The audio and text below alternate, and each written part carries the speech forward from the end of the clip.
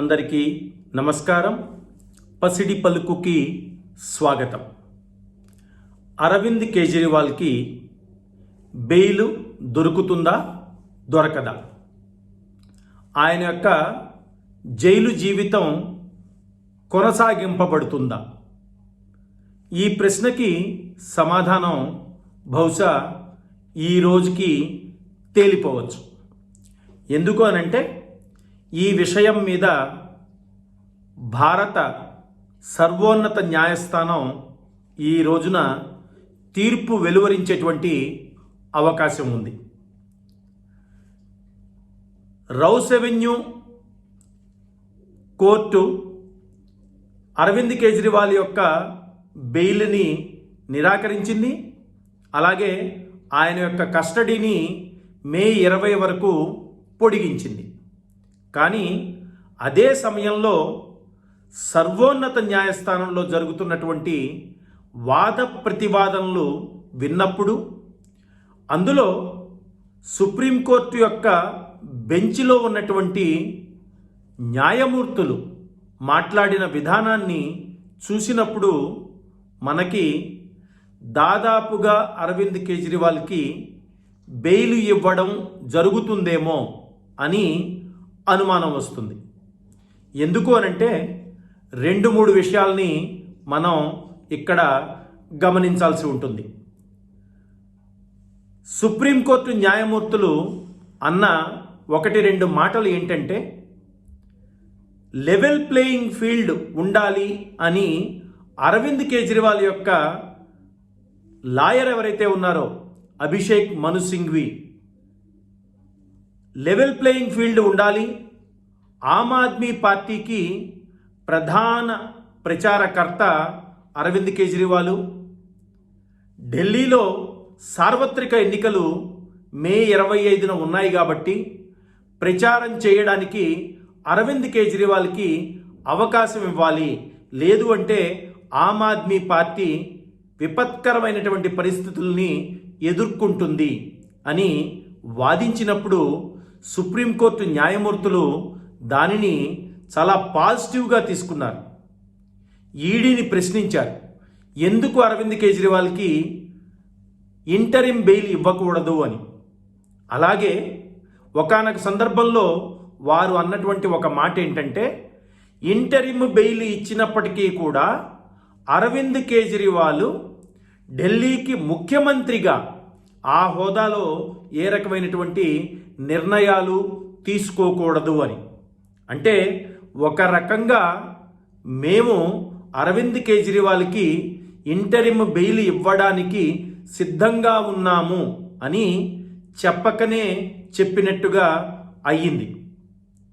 బహుశా ఈ level playing field కోసమో, లేదు అంటే ఆమ్ ఆద్మీ పార్టీకి ఈ ఎన్నికలలో ప్రధాన ప్రచారకర్త అరవింద్ కేజ్రీవాల్ కాబట్టి ఆయనని విడుదల చేసి ప్రచారం చేసుకొనిచ్చి దాని తర్వాత మళ్ళీ జైలుకి రమ్మంటారు అని అందరూ కూడా అనుకుంటూ ఉన్నారు. నిజంగానే సుప్రీంకోర్టు యొక్క న్యాయమూర్తులు ఈ రకమైనటువంటి వాదన మూలంగా, ఈ రకమైనటువంటి కారణాల మూలంగా, ఈ రకమైనటువంటి విశదీకరణ మూలంగా అరవింద్ కేజ్రీవాల్కి ఇంటరిమ్ బెయిల్ మంజూరు చేస్తారా? అలా చేసేటట్లయితే మరికొన్ని ప్రశ్నలు ఉత్పన్నమవుతాయి.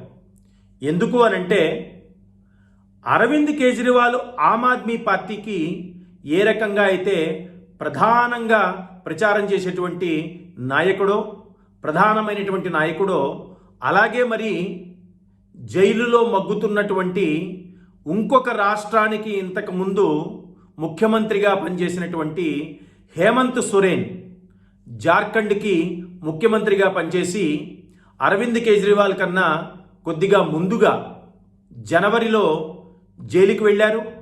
మరి ఆయనకి కూడా బెయిల్ని మంజూరు చేస్తారా? ఎందుకు అంటే జార్ఖండ్ ముక్తి మోర్చా పార్టీకి హేమంత్ సోరెన్ కూడా చాలా ప్రధానమైనటువంటి నాయకుడు. మరి ఈ రకంగా ప్రచారం చేసుకోవడానికి నాయకులకి ఇంటరిం బెయిల్ని గనక ఇచ్చినట్లయితే మనీష్ సిసోడియా ఏ పాపం చేశాడు? ఆయన కూడా ప్రధానమైనటువంటి నాయకుడే. అరవింద్ కేజ్రీవాల్ తర్వాత ఆమ్ ఆద్మీ పార్టీలో 2వ స్థానంలో ఉన్నటువంటి వ్యక్తి. కాబట్టి మరి మనీష్ సిసోడియాకు కూడా ఇంటరిం బెయిల్ని గ్రాంట్ చేస్తారా? ఇది అందరి మదిలో మెదులుతున్నటువంటి ప్రశ్నలు.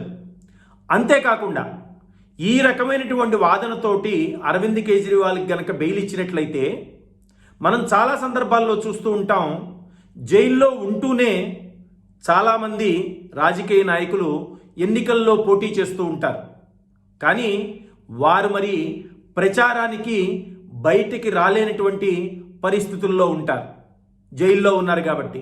మరి వారికి ప్రచారం చేసుకోవడానికి అవకాశం కల్పిస్తూ జైల్లో ఉన్న ప్రతి వాళ్ళు ఎవరైతే ఎన్నికల్లో పోటీ చేద్దామని అనుకుంటారో వారందరికీ కూడా ప్రచారం చేసుకునేటువంటి అవకాశాన్ని న్యాయస్థానాలు కల్పిస్తాయా? అంతేకాకుండా అరవింద్ కేజ్రీవాల్కి గనక బెయిల్ని మంజూరు చేసి ఆ మంజూరు చేస్తున్నప్పుడు పెట్టినటువంటి షరతుల్లో ఒకటి, ముఖ్యమంత్రిగా మీరు బాధ్యతల్ని చేపట్టకూడదు, ముఖ్యమంత్రిగా ఏ రకమైనటువంటి నిర్ణయాలని తీసుకోకూడదు అని ఒక షరతుని విధించినట్లయితే ఇప్పటికే బెయిల్ మీద ఉండి రాష్ట్రాలకి ముఖ్యమంత్రులుగా పనిచేస్తున్నటువంటి రాజకీయ నాయకులు వారి యొక్క పరిస్థితి ఏంటి? ఆంధ్రప్రదేశ్కి ముఖ్యమంత్రిగా గత 5 సంవత్సరాలుగా ఉన్నటువంటి జగన్మోహన్ రెడ్డి కూడా బెయిల్ మీదే ఉన్నారు. మరి ఆయన ముఖ్యమంత్రిగా అన్ని రకాల బాధ్యతల్ని అన్ని రకాల నిర్ణయాలని తీసుకుంటూ ఉన్నారు.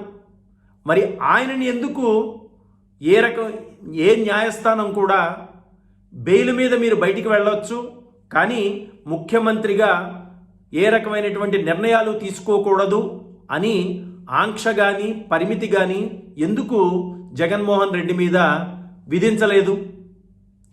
ఇప్పుడు అరవింద్ కేజ్రీవాల్కి అలాంటి పరిమితిని విధించినట్లయితే రాబోయే కాలంలో బెయిల్ మీద బయటికి వచ్చేటువంటి ఏ నాయకుడైనా కూడా తన యొక్క రాజ్యాంగబద్ధంగా తనకి దొరికినటువంటి పదవిని కానీ బాధ్యతలను కానీ నిర్వర్తించడానికి ఏ రకమైనటువంటి అవరోధాలని న్యాయస్థానం కల్పిస్తుందా?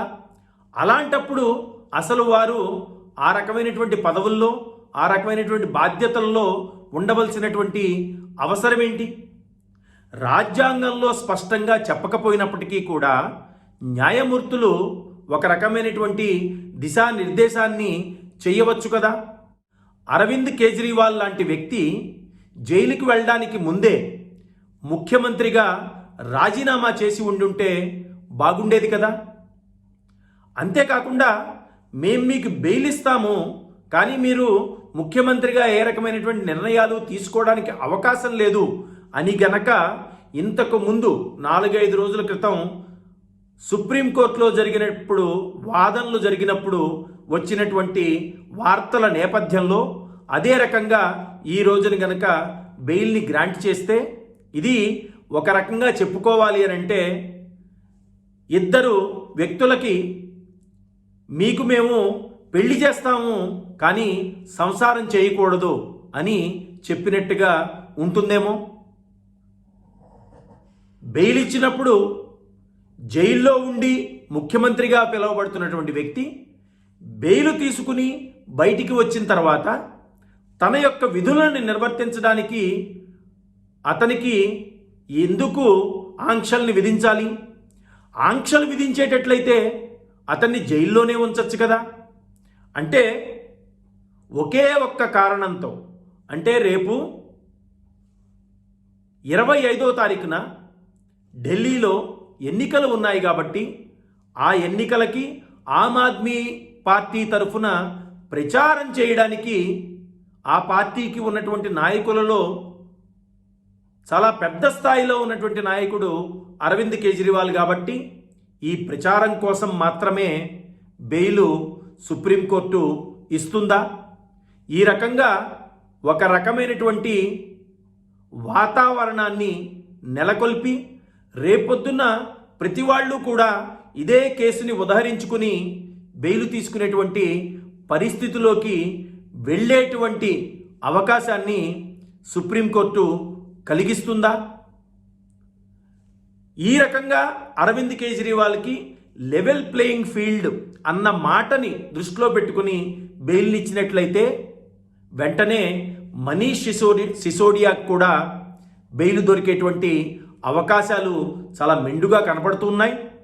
అదే రకంగా హేమంత్ సోరెన్కి కూడా బెయిల్ దొరికేటువంటి అవకాశాలు కనపడుతూ ఉన్నాయి. ఈ రోజుకల్లా ఈ విషయం మీద స్పష్టత వస్తుంది.